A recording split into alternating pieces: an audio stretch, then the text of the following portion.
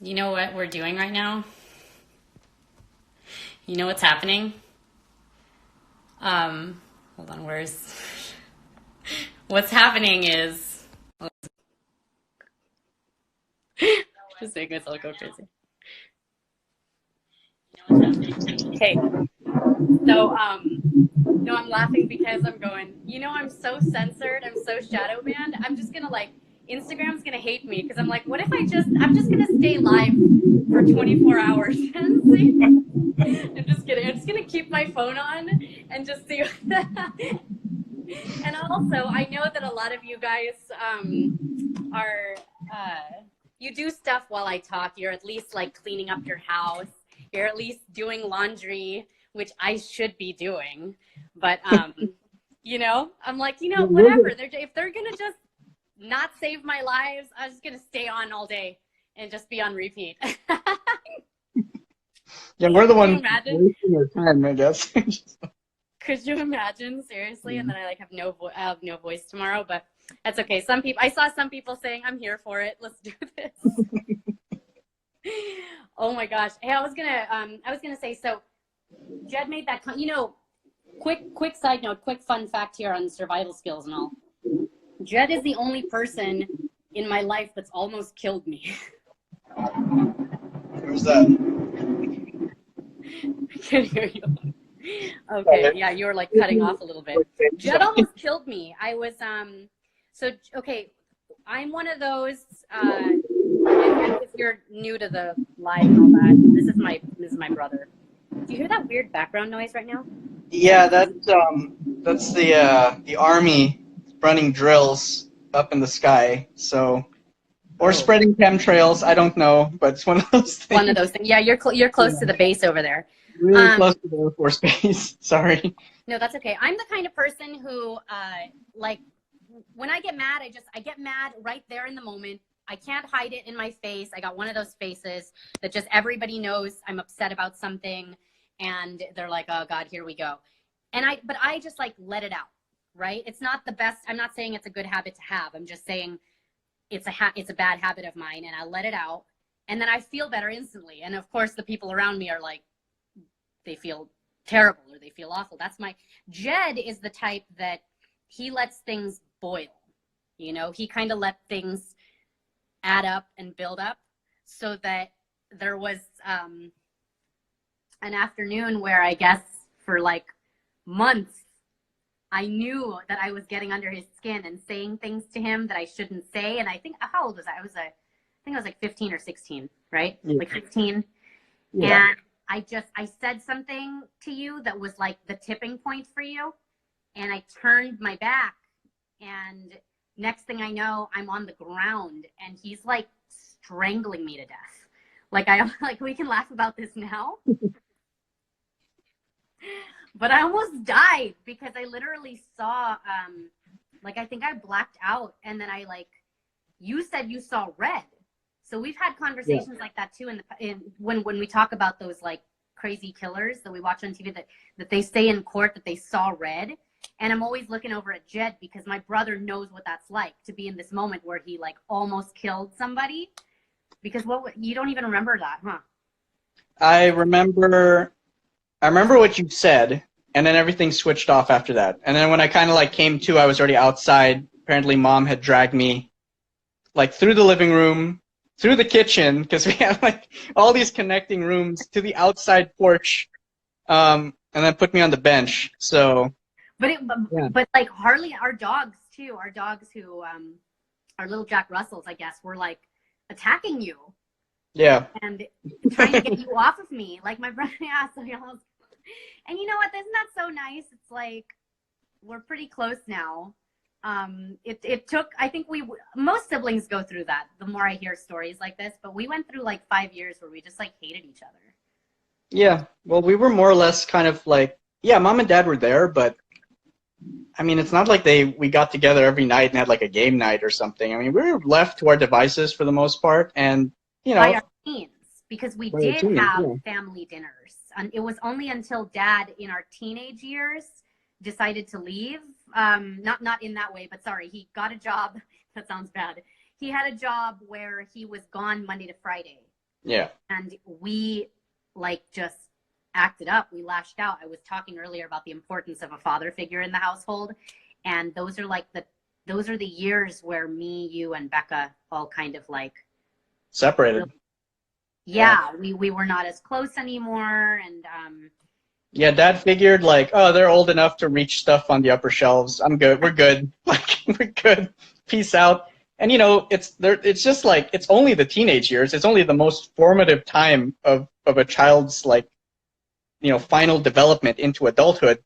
Just, but that is when most parents tune out. I mean, admittedly, that is what most parents like right now are hoping for. Like, look, Enzo's in this phase where anything can hurt him. He puts everything in his mouth. So I'm literally like, oh my gosh, like he just needs eyes on him 24/7 when he's awake, especially.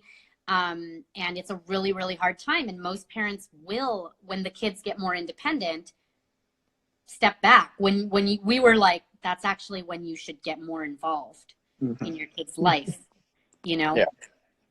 So our disputes were, I wouldn't say, you know, the direct cause, but definitely a symptom of not having like a, you know, kind of a corralling point around the house, where we can kind of just, you know, kind of look in and get in, or get kind of our daily dose of parenting, you know, and yeah, if we should have, I think it would have been easier all in all if Dad and Mom a little bit more involved in the everyday, you know. But I get it. We were kind of our family. And I'm not trying to say like we didn't have personal choices or they didn't have personal choices that they could have made, but definitely within the paradigm of the two-income family household. You know, they were struggling to make ends meet. They both had to go find jobs, and Dad had to get a job that was much farther than he could be home for. You know, than he could kind of like, you know, the cost of being home. And what does that do, man? Like, and this is before like they had the worries of just all kinds of health problems for the kids. This was literally like we were in pretty good health. I want to say. Yeah. I mean, yeah, Mom still cooked a lot of, you know, we still ate a lot of home cooked meals. yeah. I think that saved like health wise. It kept our brains in check. You know, but it was a very like. I think back to like a lot of the RPGs that I would play, you know, and you kind of, there is a theme to a lot of them. The protagonist, something happened to the parents. They're either orphans, or the parents are dead, or something happened to the parents. They're just gone, and that's kind of what the teen life is kind of feeling like. That it's just this weird little solo adventure that I guess like they expect you to take, you know, without any kind of like, every now and then they'll come in, they'll give you like a new piece of equipment, and then you're just off on your way, you know. I don't know. I'm trying to think of something more like Pokemon. I guess if anyone's familiar with the Pokemon universe, it's like, oh, you're 14. Here's a couple balls. Go out into the world and get yourself some experiences. Like they literally kicked and they just wander the planet. It's Pokemon. It's Pokemon out there. Yeah. That's so you're saying that I know Jed is he was a big time video gamer. So Jed uses a lot of video game analogy just throughout our whole life. That's been Jed. He's like we had one of those homes where there was like a casita on the side. So, and it was like doubled as an office / my brother's room. So that's like where he pretty much lived for all of his teenage years, right? And we had an intercom. So my mom would just dial in to be like, Jed, dinner, Jed, and then he'd come running into the house when he was hungry. But unless you were in a raid. And I never understood that. And like, it was my brother's, I want to say, addiction to video games. You were addicted. Yeah. It was your addiction to video games that is why I'm so anti video games right now, especially with Sebastian, because not that I don't want him to, I like how you turned out. So, you know, you're not taking this the wrong way, but I don't want that. Like, Sebastian, time for dinner. And then like, Mom, I'm in a raid. You know, I can't. Mom, I'm in a raid. It's like, yeah, and we hardly saw you. We really hardly saw you. And then Dad wasn't around, like I said, Monday to Friday. So that just kind of, I think our whole family dynamic got really kind of funky from then because, you know, and then now things got better eventually, but yeah, we were going through, it was like we kind of had to raise ourselves. I was thinking about how I would act out, and I acted out a lot in my teens. You remember that? But I remember this one time, like, my mom just didn't care. And it bothered me that she didn't care. So I don't know if you remember this. I used to like run away, but I didn't go anywhere. I was like too afraid of the real world. So I would just be on the roof. Do you remember that? I would just climb and stay on the roof. But I wanted her to just worry about me for like just an afternoon. I was like, my mom doesn't, like, nobody is worried about me. And that's how I felt at like 14. And I wrote this long, like, goodbye letter on the Oh no. On the roof? No, on the blackboard. On like a dry erase board. I wrote this like goodbye letter, like, just such a teenage thing to do, right? Like, nobody cares, you know, just everybody hates me. And I wrote this goodbye letter to everyone. Not a suicidal letter, just like, I'm leaving. Yeah, you're leaving. Going away on a train. Yeah. Well, that was before the train incident. But this was like, I'm leaving. And I went up to the roof just to see if anybody would freaking notice. And I planned this. I planned this like 30 minutes before dinner time so that, and like, I'm on this roof and you and Rebecca and Mom, you're all in the kitchen eating dinner. Like, nobody even like cared that I was not there. And I think I heard somebody say, where's Talia? And then it didn't matter. And like an hour went by and I was just like, oh my gosh, it's dark. It was dark and I was starting to get really cold up on the roof. And now I was just getting pissed. And then I was like, man, I'm really going to run away. Now I really have to run away because and then I think I stayed up there an extra hour just to see if anybody cared or noticed. And then nobody cared or noticed. You were back in your room playing your video games. Rebecca was in her room on the phone, on the dial phone, right? And then Mom was in her room watching Judge Judy. Like, it was almost like no, you know, and the food was there still on the stove. Like, nobody even made me a plate. And then I go back into my room and I'm like, well, maybe nobody saw this sign. Maybe I'm good. Like, I'll try this again another day. And I go up to my board in the room and Mom apparently was in my room, read it. And she had cut this newspaper clip of like this thing. It just said, got a gripe, dial 1-800 ... whatever. And she freaking cut this thing out of this newspaper and just like taped it on top of my board sign. And like, that was it. And I'll never forget. It was just got a gripe. And I'm going, you know, you do that to kids nowadays. If you do that to kids nowadays, they'll freaking kill themselves, okay? Like, these kids nowadays, Yeah, I'm never gonna excuse the time I wasted on video games. I'm never gonna excuse that. I will say, however, there was honestly nothing better to do. And not just nothing better to do, nothing more, I shouldn't say better, I should say there was nothing more fun to do at the time, right? So it would be like blaming a kid for enjoying Disneyland more than church.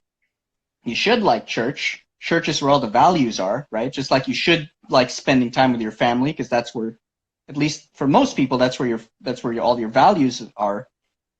But Disneyland's still Disneyland, you know, and it does say a lot when a kid, and again, I'm not blaming, it's my choice. It's my choice to be on there. But the games were more fun than a household. Yeah, than a household that was relatively empty with, you know, the sisters who would be on their phones, talking to their friends, you know, doing their own thing. Like, you can only play Parcheesi so many times. Yeah, and then our family's the worst when it comes to board games because we're all really, most of us are really bad losers. Yeah. Bad losers. Like, and our mom and dad, they're not the kind of parents that take it easy on you. Like, they're not going to just take it easy on you, even if you're 5 on a game. They actually almost didn't get married over a game of backgammon. Yeah. You know, the night before my parents' wedding, they were playing a game of backgammon. And my mom, she's the type that when she's winning at a game, she gloats. Even though she's not using her words to gloat, she's like doing stuff with her face. Dude, so like, my dad got so upset that he took the board game and just like threw it in the air, right? And she didn't even know if he was going to be at the church the next day. So that's actually a really bad. Can I say that that's generational? So Can I say that is a. well, we learned from our parents. We learned how to get mad. I don't know if you remember all the times mom and dad stormed out on each other. You know, we remember all that stuff. So it's not too much generational. It's just taught. And I got a better title for that story.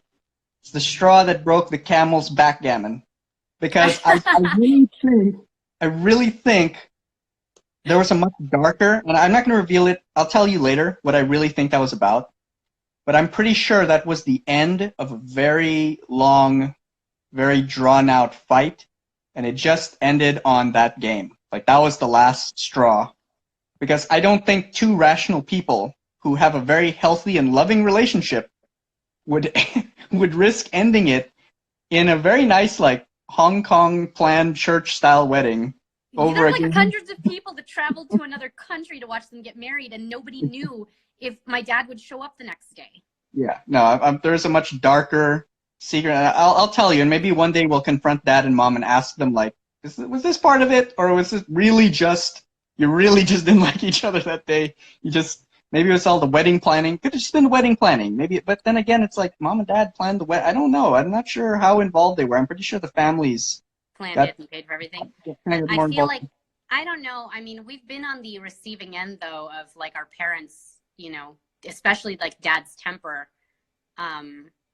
So I don't know. I would believe it if he were to just like do that. Sure. I've seen him get pissed like that, you know? Yeah. I've seen him get pissed. Yeah, maybe mom just knew how to, pushed all the right buttons. But yeah, mom's never been one to lose a game on purpose. Like, we had to play really hard. I mean, I remember with Parcheesi, as far as our practice, remember we'd play, like, we didn't just have 4, we had like 50 tokens to get to the end. I mean, if that wasn't a testament to just how much there wasn't anything to do around the house. Just, Yeah, we could play, you know, that, well, at least we had that bit of a childhood. We could sit and play Monopoly for like a long time. And then you learn too, the hard way with Monopoly, that it is a game about negotiation skills. yeah. There's nothing, so of course the person that's like the biggest hustler in the family is going to win all the time, you know? Yeah. So yeah, we kind of like had that as for an upbringing. And so that's interesting. But anyway. Yeah, and I do wish, like, that's kind of what they did. And again, I don't want to like bring any conspiratorial stuff in there, but they kind of do that a lot in the military too. They kind of, it's games, it's mind games, it's strategy games, and it does, if you can get past the fighting, it is a healthy way to teach kids how to negotiate, how to strategize, how to decision-making skills. We lost that. Yeah. Now, which is why honestly, if Eliana is going to get into any kind of video games, you kind of have to, like, I would honestly steer clear of the shooters, because I think those just generate, I'm not saying they lead to violence, but they really are brain dead kind of games. Like, after a while, when you understand the map, you just stick to one spot, you stick to one strategy. There are other games, like, the puzzle. I don't mind the puzzle games. Like the Zelda games are really interesting because it's not just the fighting through, but there's a lot of like puzzle and mind mechanics that are involved in progressing. I enjoy RPGs because there's a lot of that sense. There's a lot of that. It's not just about the actions. It's about building your character and interacting with the world in a different way. Kind of making choices that kind of means something. So I think games like that, obviously along with strategy games and board games, can build a pretty healthy foundation for any kid, you know, as long as they're taking something out of it and not just like, oh, it's all about winning, because Right, but then that is the point to play a game, is to win the game, you know. And there is a point RPG is for in the role short term. playing. There is. Like In the long, I like Monopoly, and I thought that I was actually pretty good at it, but I didn't like that. You know, you guys would be like, "Oh, you're manipulating," you know. yeah, But that was like, how else do you play if you don't like own the best lots with, you know, and get the most houses on there and then charge the most rent? yeah. There's no other way to win. But then you end up getting hated by everybody. So that's the part about Monopoly I didn't really care about. But you know. Well, you know, if you are just playing, that's the problem with that concept, you playing to win. And yeah, mom didn't really, like players like mom, they don't really give you much of a choice but to just try to win, right? So you don't have to see that gloating attitude, or you don't have to see that face at the end. But I do feel like the point, like now when I play games, you know, I'll play the first round. A lot of it for me is using it as a means to find out how other people think.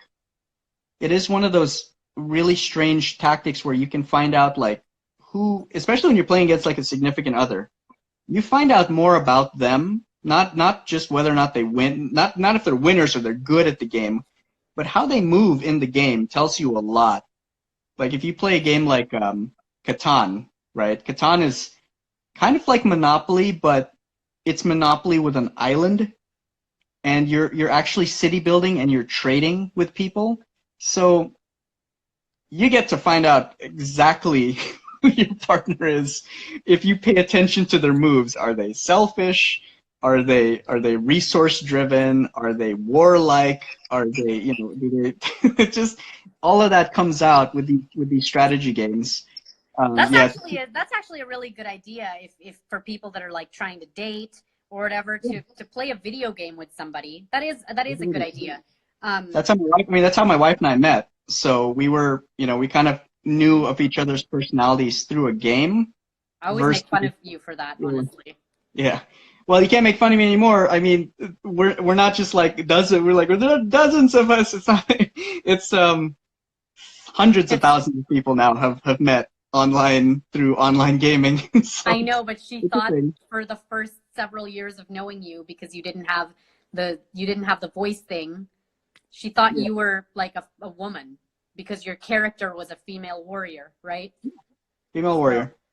I mean, yeah, I guess I can't make fun or joke about that anymore. Like I have really close friends that met on MySpace, and I would joke about that for the longest time with them. Like, oh my gosh, I can't believe you met on MySpace. And now it's like not even a big deal. It's weirder now to be like, yeah, I met while we were like at the grocery, or I met this person at the bar, or, you know, that's weirder. Yes, so. But like, I mean, you know, it's nice, but see, I think the advantage with our story, it's like when people say, "Where'd you meet?" "Oh, we met at church." "Oh, that's nice." "Oh, we met at a bar. We met at the," like you said, we met at the grocery. We met in a dungeon. We fell in love in a dungeon, surrounded, you know, but on all sides, kind of thing. Like, and we just battled our way through, and it was love ever since. Like, you know. Oh my gosh! I guess if you're gonna word it like that, that sounds a little more glamorous. It's all about the context. It's all about how the grandkids remember it. Where did Grandpa and Grandma meet? Oh, they met in a dungeon. They met on Azeroth. Where's that? Oh, you'll never go there. It may not exist anymore. Yeah. Someone's on here. Oh, Esther's on here saying, "I met my ex on Words with Friends app." Yeah, it is a different time right now. But so then, I guess to avoid what happened with us, how would you even get a teenager's interest nowadays with the things that the teens are into? Like, how do you make that? I mean, I know that you have to like kind of force that family time on them, but you're saying you have to get even more involved and just stay involved through the entire teen years and the. Yeah, no, and here's the easiest way for me to go about it. Get them involved in what you're involved in. I mean, you know, they don't look, kids, and it's not to be mean. Like, some kids know what they want. Like, I knew what I wanted to do when I was 7, right? And yeah, you know, Dad, he's always been an artist. But Dad had it easy because Dad was also an artist. So he could have involved me in art stuff like from a very, very early age. I wasn't one of those teenagers who just didn't know, like I knew what I wanted to do with my life. It would have been that much easier since it was already Dad's thing to get me. It's not like Dad was, was a fisherman and he didn't know what to do with his artist son, with his crazy artist son. If he took me out on his fishing expeditions, probably wouldn't be as fun for me because I already had interests.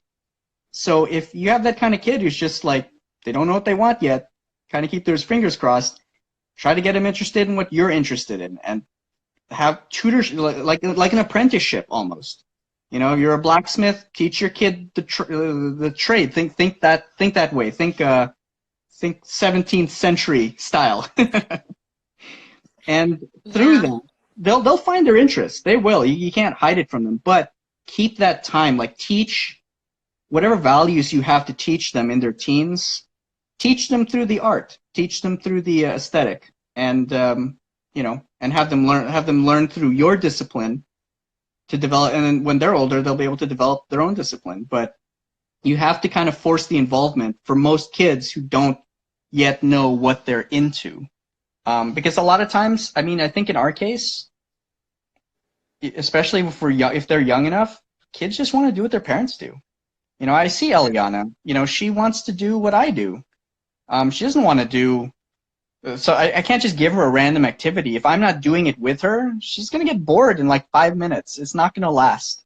But if I'm sitting there drawing and coloring with her, she'll do it for hours because she just wants to be in the moment with the adult, with the big God. Because you're like a, you're a big God person to these kids. You're literally a giant person in their life that can do all these amazing things, and they just want to be a part of that. It doesn't matter what you're doing.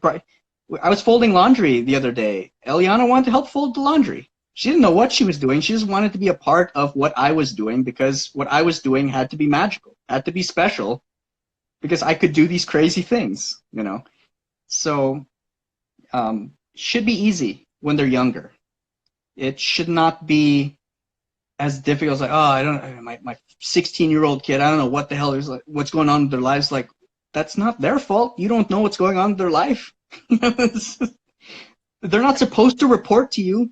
They're not supposed to develop their own interests in a void.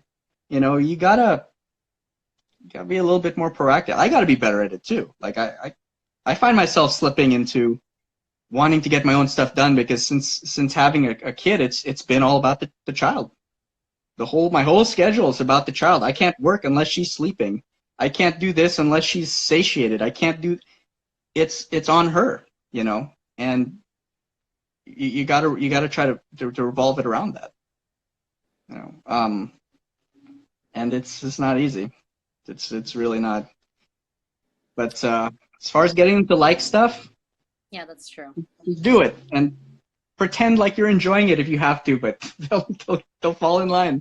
Well, that's why I underestimate the kids, but that's why Amelia she gets involved. She now reads a lot of the books that I'm telling her that she should read, and she's asking me a lot of questions, and I feel like half of that is that it actually interests her, but the other half is more she just wants to stay on topic with something that interests me, Yeah. Now that's what we're going through here a lot, but it's a struggle for me. I don't know about you. You're better at it than I am, but like we didn't have parents who played with us, like who sat and played with. Like Dad would read to us. That's different. Dad would read to us, and that I really loved. But they never like sat and played with us. So I'm really bad at sitting and like playing. I only have a 10-minute window of interest, really, to where I'm just like, okay, I can't keep pretending. I know that sounds terrible, right? Yes. But I'm not good at that. But like more people have it. But you're good at that. And we were raised by the same parents. Like me, my brother, and my sister. I mean, at least our views are somewhat similar now, but we couldn't be more different with a bunch of other things. We were raised by the same parents under the same roof. So. Yeah, I'm not as good at it as you think I am. I do have to pretend a lot. And I have to pretend it's not boring. I think because she has a grand total of like I don't know, 70 Duplo pieces.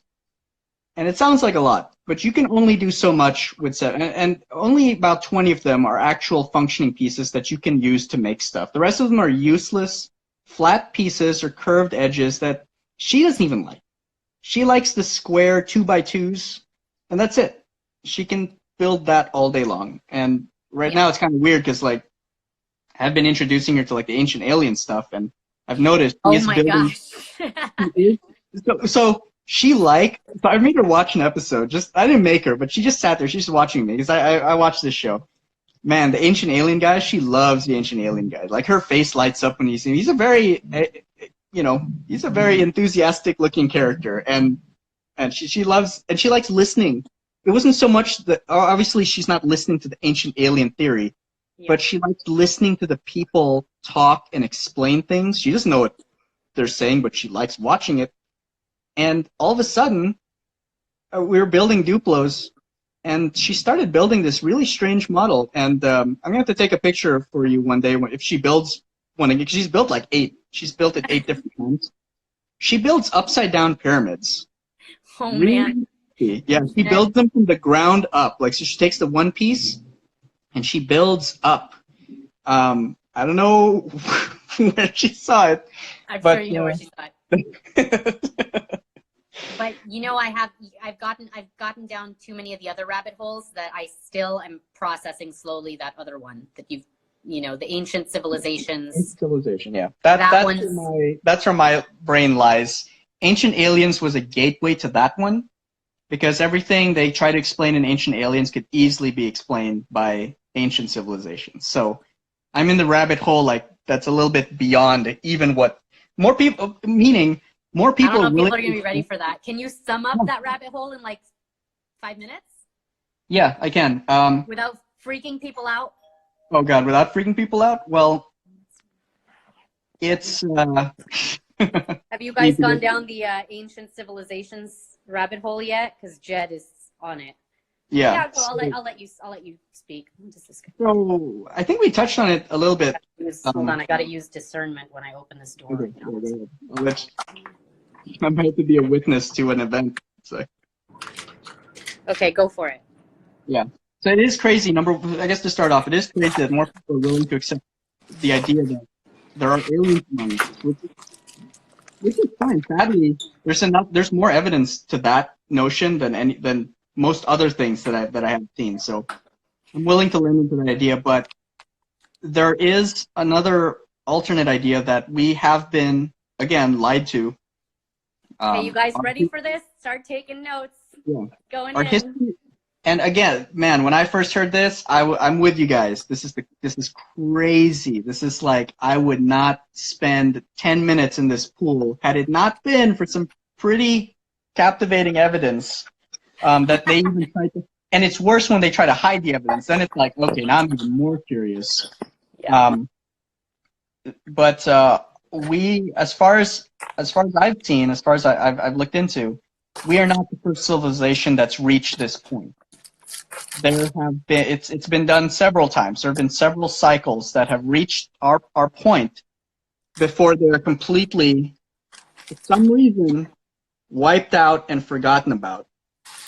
And the reason why we stumbled into it is because they keep telling us, like, yeah, well, the oldest civilization we've ever found was, what, 8,000 years old. The oldest civilization, the Sumerian civilization, that was it. And then Göbekli Tepe was discovered. Wait, say that term again so people can look it up. Göbekli Tepe, I'm going to try to spell it. I'm going to see if I go... So here's what happened. Okay, I was on my way to like one of the rallies in Sacramento, and I was on the phone with Jed. He was keeping me company, and I was like, all this stuff is happening in California, and da-da-da-da-da. I'm like, oh my gosh, they're going to pass these bills, and I feel like this is such a loss. And I was like, I need you to get my mind off of this stuff. I'm on my way to Sacramento. This was like in August. And Jed's like, oh, well, none of it actually matters because... And then he tells me all this, like, right before this Capitol rally thing, and I was just like, cool, I couldn't even think about anything else that day. I'm sorry, you guys. My mind was everywhere. Yeah. Göbekli Tepe. Yeah, that city, it's an ancient city that they found. outdates the oldest human cities that they said have existed. Not only does it outdate it, but the method in which they've used to build that city. Oh, one sec, we got a plane flying by. The military is just trying to censor me right now. The tools they were using. just right now. You're right there, man. You're right there. Oh, yeah, right there. I feel safe though. Feel safe. But the tools because they can't do anything too close to their friends, yeah, right? That's yeah. the safety aspect there. Like, well, it's too close. Yeah, so they found this city, and they were upon uncovering it, they would find these things called megaliths. These are basically just basic English, just giant stones that they've had to propped up to create like the superstructure for this city. The only problem with this is that these stones weigh kind of how they sound. They weigh like they're like megatons. They didn't, according to the history that they've been telling us, they didn't have the technology to even lift, not so much cut out, but to lift these stones into place. And people can't figure out how they did it. They say, okay, well, maybe they can throw manpower at it, but it wasn't just a manpower. Where they cut the stones out was like hundreds of miles away that they used to somehow drag these giant blocks. Based on the technology they were talking about, it would have taken like, I don't know, upwards of 5 years to move each piece. It was just ridiculous, like the kind of numbers, and no civilization with that menial amount of technology would put themselves through that ridiculousness just to get this giant stone up. And you've got cases like this all over the world. You've got these megalith structures that are being uncovered, especially in South America, in the rainforest. Everybody wonders like, oh, we got to keep the rainforest. It's the lungs of the world.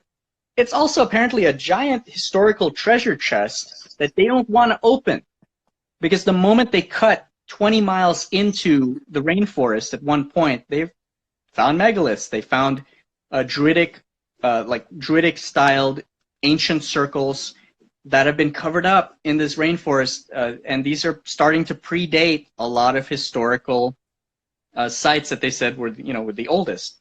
And then you dig further into the Göbekli Tepe, and then you find out things like the Bosnian pyramid. Everybody thinks the Giza pyramids are the oldest pyramids that they've found. Sorry, Bosnian pyramid predates them at least 10,000 years. The mystery of the Sphinx, people wonder what the heck the mystery is. It's not just what's under the Sphinx, but how old the Sphinx is, because they sent a geologist there to actually disprove the fact that the Sphinx was predating the pyramids. And even that guy, already with that bias in mind, could not bring himself to that conclusion because of the erosion around the Sphinx. Finds out that, man, this thing might, again, predate the pyramids by another 10,000 years. So there was a civilization that came before the oldest known civilization.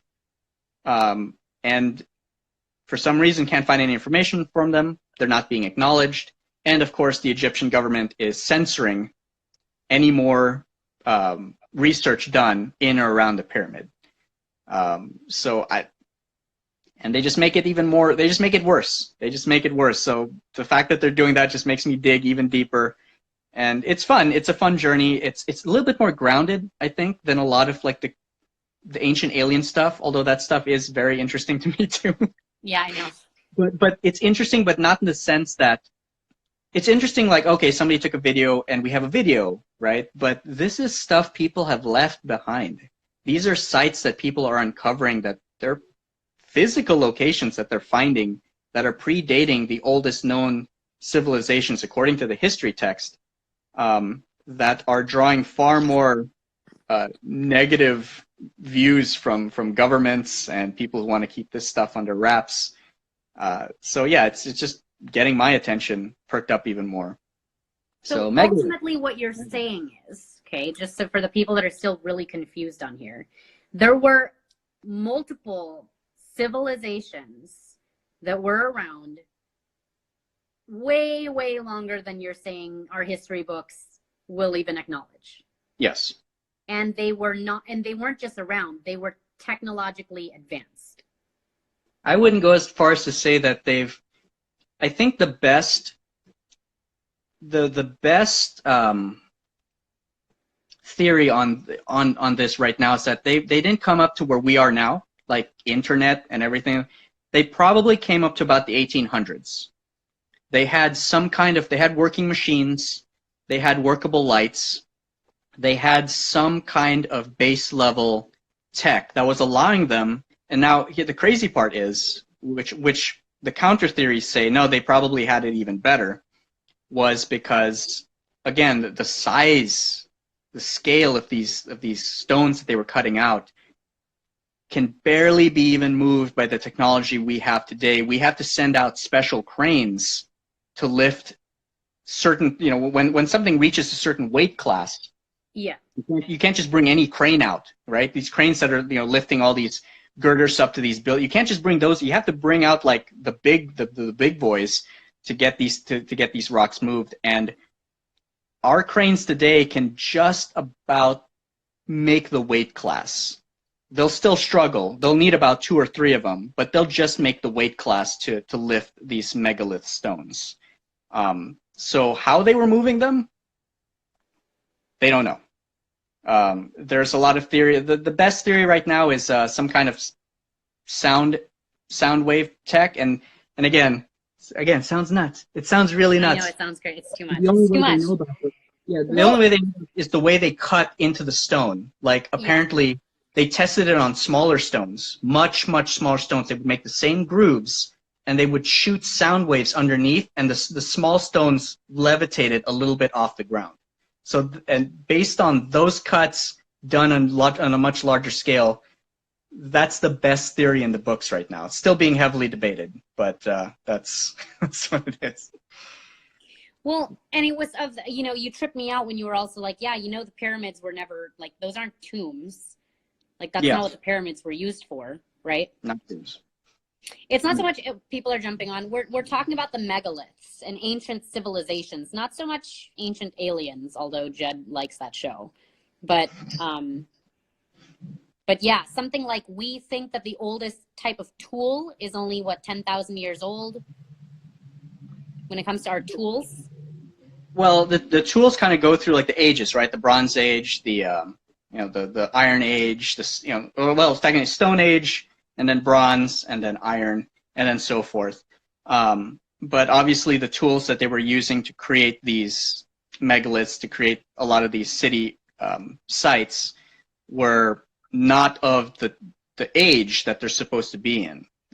So much older cities, different types of tools you needed. Well, you have to, I think, because the easiest way to think about it is, in the Stone Age, you had a lot of stone, you had stone, you had stone spear tips, you had stone knives. And the reason why you can have those things is because the people who are cutting into them use tools of a similar type, right? So when you say Bronze Age, you're talking about bronze tools being used to create bronze weapons, bronze styles, because you can't use a weaker metal on a stronger substance. That's kind of what it boils down to.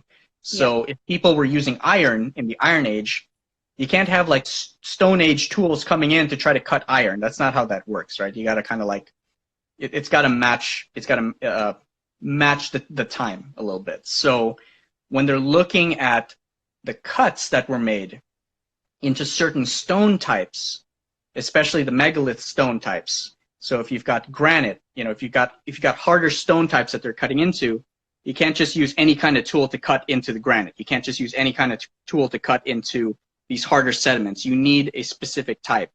So the age of the tools that they claimed these things might have been made out of, because of course you're going to have archaeologists come in and say, no, Göbekli Tepe is not that old.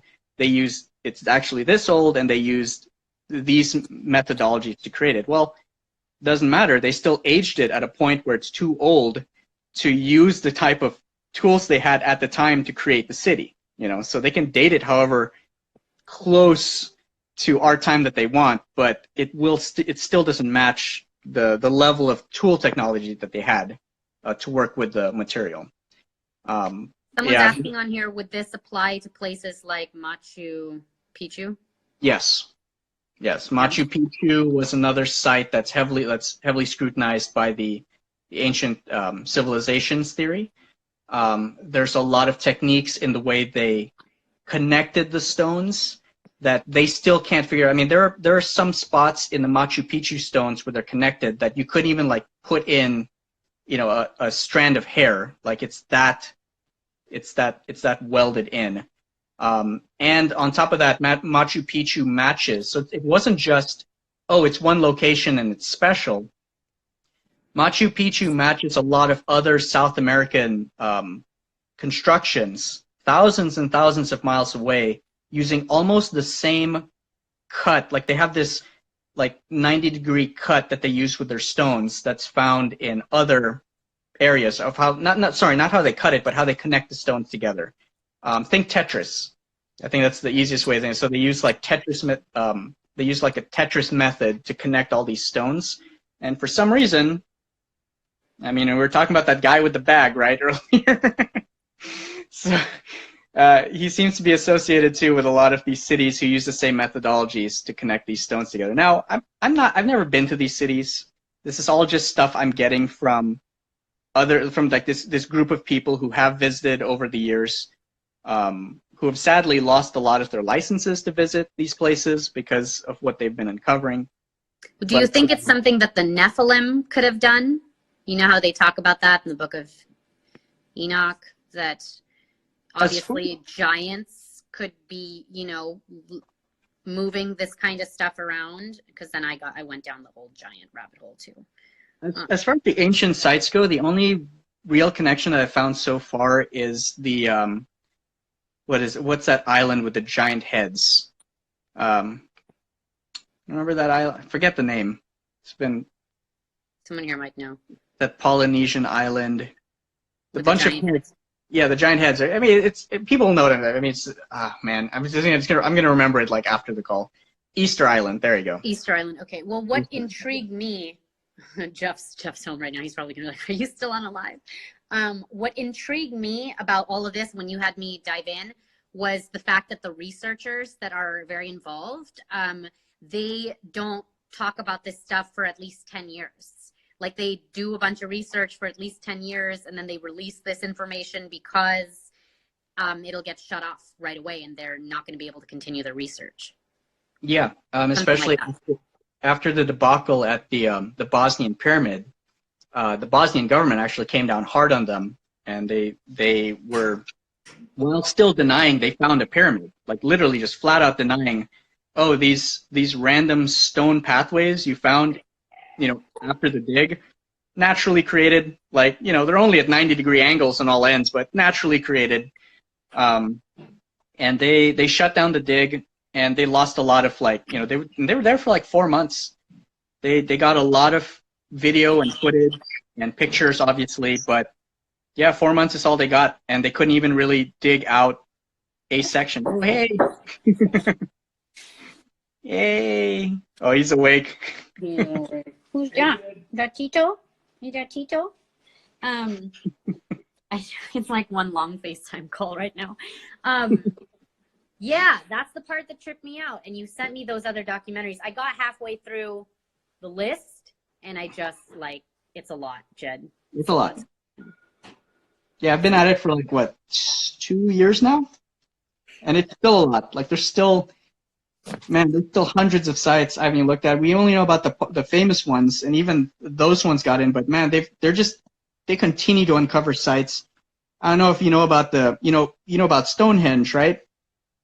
Well, there's Woodhenge. There's also Woodhenge, not too far away from Stonehenge, much bigger than Stonehenge, and half of it's still unburied. They don't want to let people. Where is that located? It's in that area. It's like, I think it's about 30 miles or 40 miles away from Stonehenge, and there's three.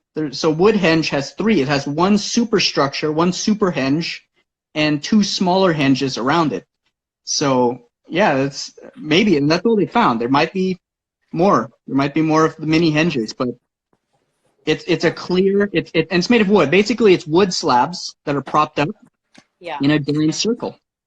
So you know, they don't want to dig that stuff up because guess what? That wood is starting to outdate a lot of ancient, English sites. So, hey.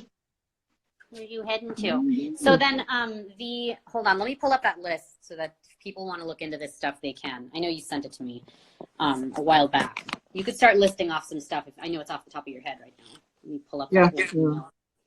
Bosnian Pyramid, Göbekli Tepe, those are really good starting points. If you want to really get into, like, just get your feet wet and but everything is pretty much just a tumble into madness kind of thing from there. Yeah, here. I know it's a lot, but hey, it's better than, I guess, sitting and watching CNN, right? Fingerprints of the Gods. Look up Fingerprints of the Gods. Yeah. Magicians of the Gods. Quest for Lost Civilization, right? Right. Those are good starts. Good starts. Good, very, very non too crazy, because anything beyond that, it's like you're really getting into some heavy, because then the further down, because I don't know how far I can go. I can even make it past the first era because there's like 6 different ages that apparently happened. We're like in the 7th age of civilizations rebuilding and then eventually getting toppled down. And yeah, and it's kind of scary. There was a city that I forget the name. I'll try to have it if we do another call like this. There was a city that they found that was destroyed. Okay. It was a ruined city, and it wasn't interesting. Obviously, there's a lot of ruined cities, but the way this one was ruined was because they did testing. Of course, they do testing, especially on some of the because it was weird. There was like a burnt out section. They're like, was there a fire? Because the fire seemed to have burned, straight through the stone. They found radioactive material buried in ancient stone, like heavily, like ionized, like radioactive material. Like the only way that could have been put there, not just put there, but how it could have lasted so long at those levels, there was some kind of a nuclear blast that took out that ancient city. That's what they're saying. That's what they're saying. That at least that's what they're finding. So the best guess. Now they're not saying it was a direct nuclear weapon, something humans built, but it was the effect that was left behind was the effect of what would have happened if a nuclear blast hit this city directly. And this was an old city. This was like 20,000+ years, possibly old. And yeah, it was pretty weird. That's pretty weird to find it at that time.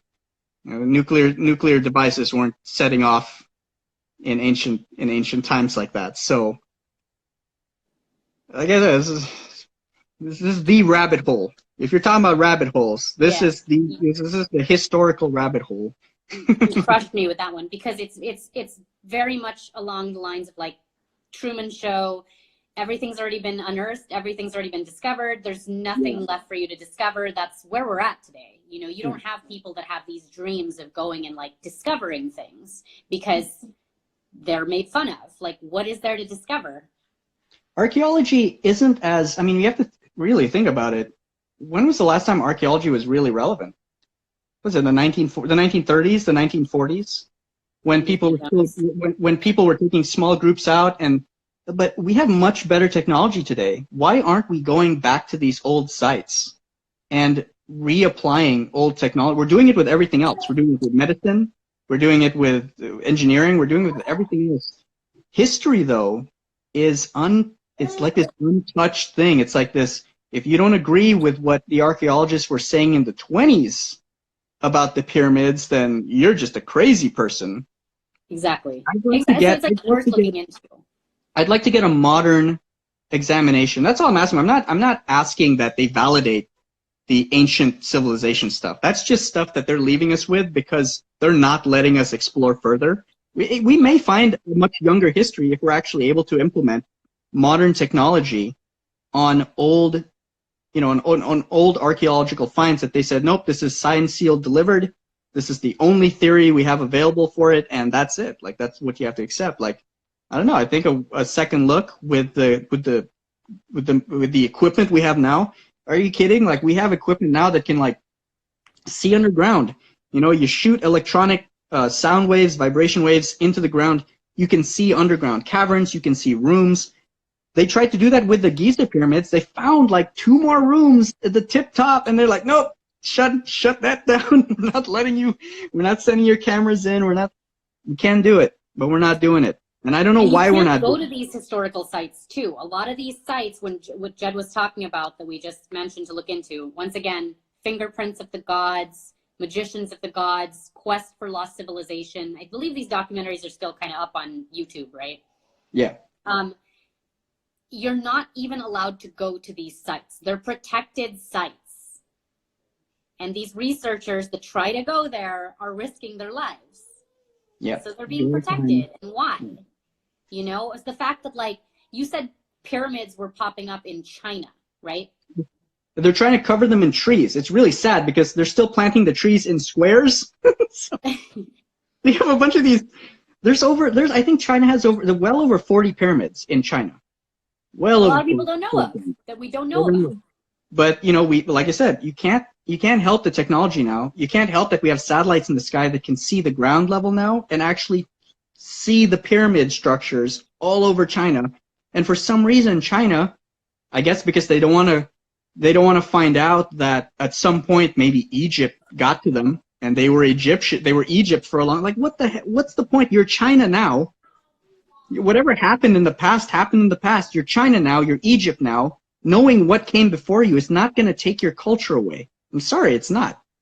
You know, we don't have Vikings anymore. The Vikings aren't complaining about their culture being, because they're gone. You know, it doesn't matter what came before.